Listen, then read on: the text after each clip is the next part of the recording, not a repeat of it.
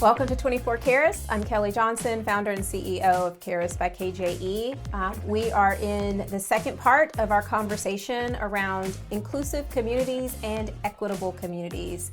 And I personally feel like we have a subject matter expert with us to really help us think through so much of the focus around diversity, equity, and inclusion is very internal inside of our organizations.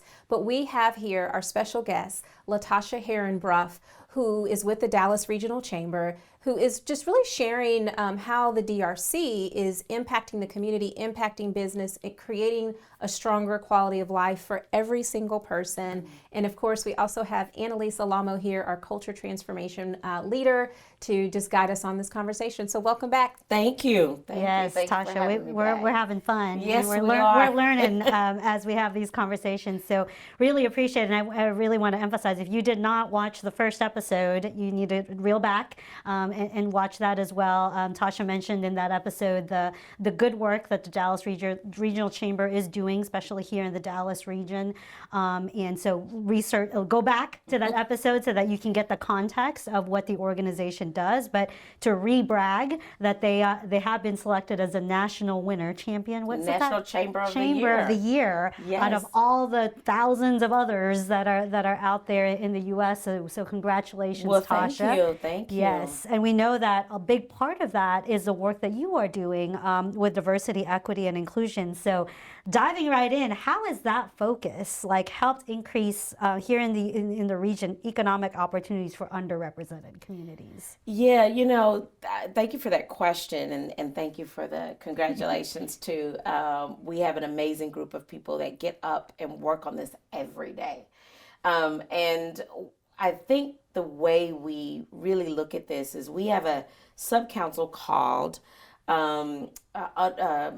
Community Investment in Under-Championed Areas. Now, when I first got to the DRC, we were calling it underserved. Mm-hmm. And the more and more I worked on this, I said, I don't want to say underserved so many times. And I think about language. We talk about language we use when we talk about people or places. And when I think about a lot of the communities that we're serving, they're not just underserved, they're under-championed, yes. More than underserved. And we want to position the business community, philanthropic organizations, to learn how to be champions of communities, not saviors, but how do you learn to advocate that people should have the same quality of life, whether you're in North Dallas or you're in Oak Cliff, right? And so our community investment in under-championed areas is really about how do we focus on bringing economic vitality to community and really starting with jobs. How do we create more jobs? Not just any job, good paying jobs, livable wages. So our team is tasked with connecting companies to opportunity.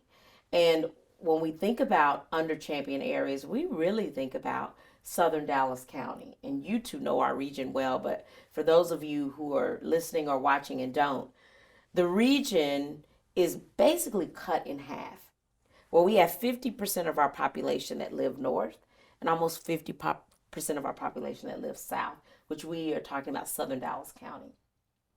There's a very unequal distribution of wealth, where there's far more wealth and affluency and opportunity and resources when you go above Interstate 30.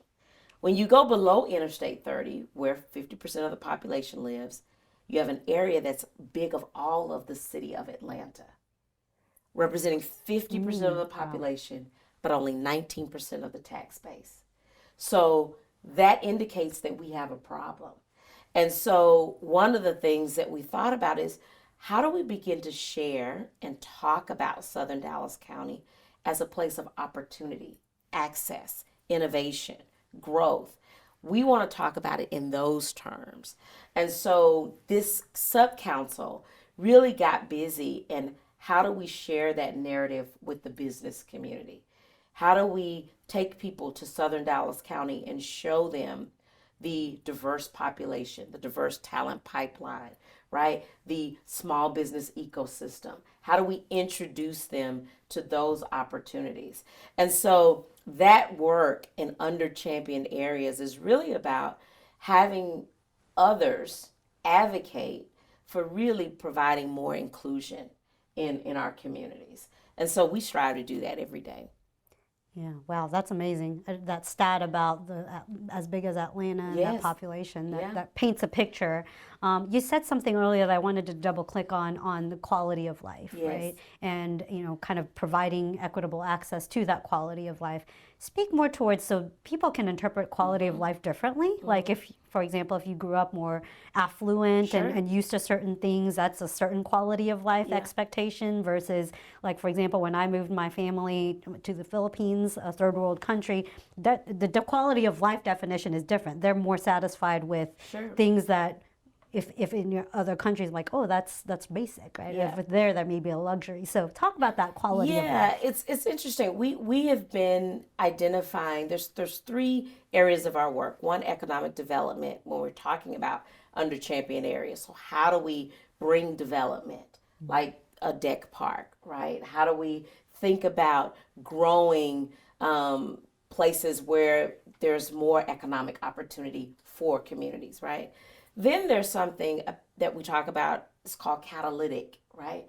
How are you advancing catalytic projects that can lead to long-term sustainable change?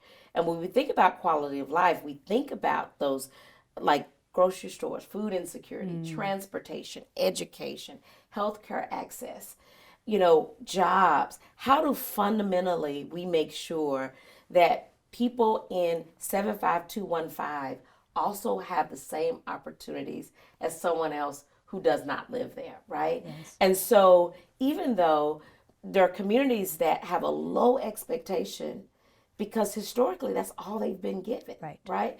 And a lot of our work is acknowledging first that there's been a history of disinvestment or discrimination that has happened for communities. And once we acknowledge that, we can begin to see where is it that we can begin to shorten those gaps, right? And provide improvements.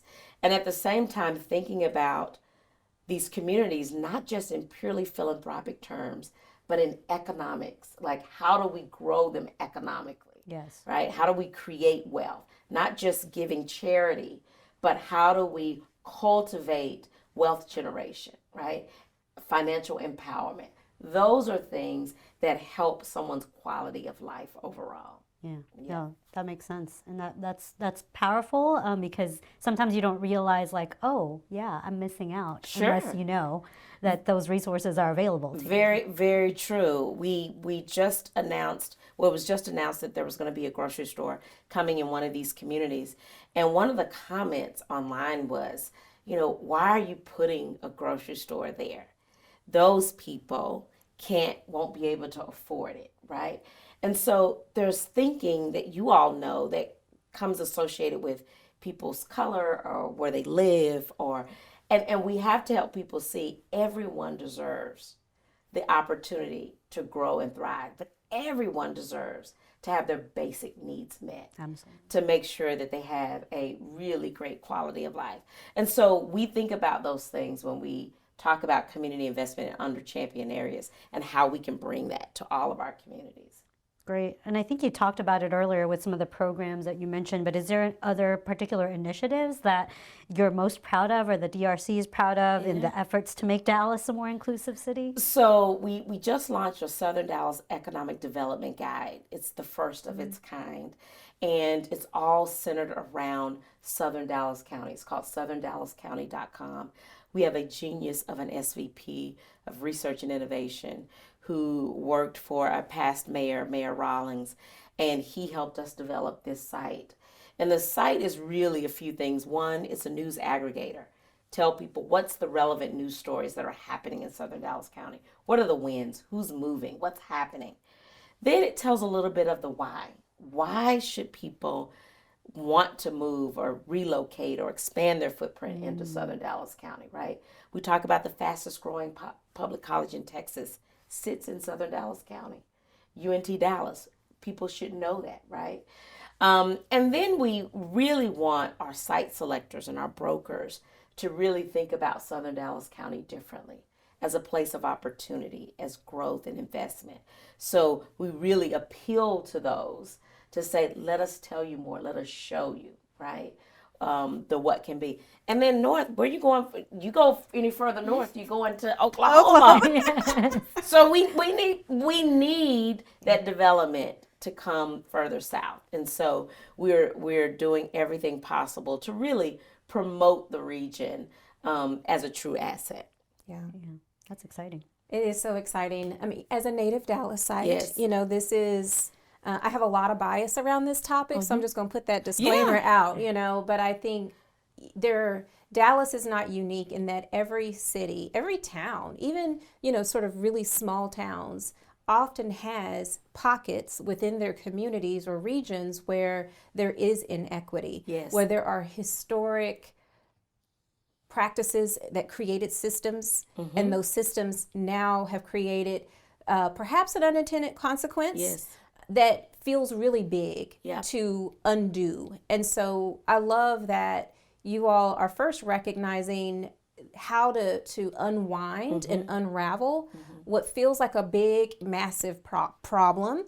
But you understand the importance of language. Yeah. I love the under championed, right? That's something that if we want to model inclusion, words matter, our vocabulary matter, and small tweaks. Yes. We talk a lot about underrepresented populations in the work that we do, but I do think that yes, there is underrepresentation, but there's also under championing, and recognizing that those are two different beasts to tackle, right?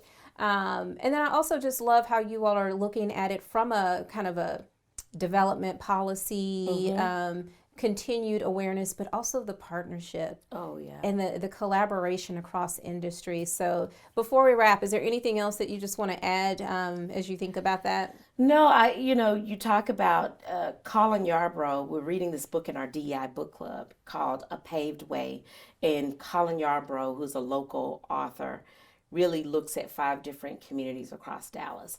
And one thing he said about Dallas is something you just said, Kelly, is he says Dallas is its own city, but it's every city. And so many cities have this push and pull and this unequal balance that exists. And we can't turn a blind eye to it, right? It's all of our business, all of our companies, all of us have to have a stake in this and be champions of making our region more inclusive for all people. Yeah. I love that you all are such a shining example on a national level to other cities who have a desire, but don't to change or to improve, but don't really know where to start. So, it may seem like this conversation and this series is very Dallas focused, but we really wanted to highlight the work that you and your team are doing as a best practice. We look at best practices around recruiting, retention, employee engagement. It is time. It is time for the various cities and regions and counties to really look at those best practices that are addressing inequities, that are addressing historic practices that created where we are today. So thank you.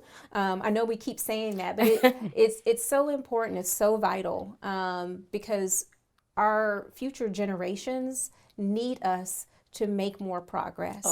I think about the cycles of poverty, the cycles of low educational attainment that are happening in aspects of our community. And if the business community is not paying attention and does not understand that we have to invest in educating, forget like the high school and all of that, like we need to start in kindergarten, right? Yes. What is it before they go to Pre-K? Pre-K, yes. But you're right, Kelly. It has to start that early, right? And we have there's a gentleman who's on our board. His name is William Amplefoe. He works for Boeing. He's a Black executive for Boeing. He's the top guy in this market. And he said to me, Tasha, I wished someone like me would have shown up to my school. And that's why he does Principal for a Day. We do Principal for a Day. And that's why he wanted to sign up for Principal for a Day, because he said he wished he had seen the representation from the business community come to, and he was in South Oak Cliff at the time, he said would have come there. But he made it, but he now wants to do that same thing for someone else. So it matters that we're raising the level of expectation for education for all of our students, and not just students, but for adults too. Yeah. Making sure we're preparing adults for upskilling and reskilling, and making sure that they have the tools to be successful. Yeah, absolutely. Well, this has been a great conversation. We're going to continue it next week. Yes. So you can't go anywhere. Make sure you're staying really in tune to this conversation about, it's really an opportunity to broaden the conversation around DEI to the community. Share this with your network. Share this in particular with maybe your philanthropy department. We have got to connect our impact around DEI to the community, to future generations. We get to hear and learn from one of the best in this space, and it really is a part of our commitment at 24 C.A.R.E to help you live out your commitment to diversity, equity, and inclusion 24/7. Until next time, we'll see you soon.